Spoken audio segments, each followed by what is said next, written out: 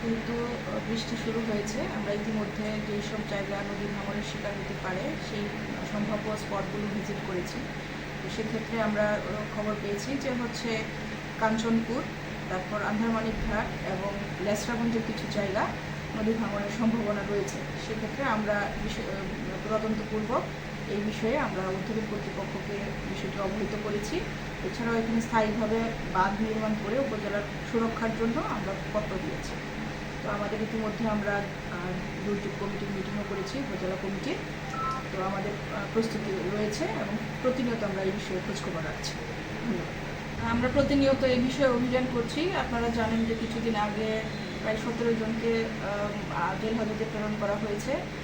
এছাড়াও আমাদের এখানে কিন্তু একটা বৈধ বালুমহাল মধ্যে আমাদের এখানে আছে। তো অপরিকল্পিত বালু যারা উত্তোলন করে তাদের বিরুদ্ধে অভিযান অব্যাহত থাকবে সবসময়। সীমানার বাইরে গিয়ে কোনো বালু উত্তোলন করলে আমরা তাদের বিরুদ্ধে কঠোর ব্যবস্থা নেব। ঠিক আছে।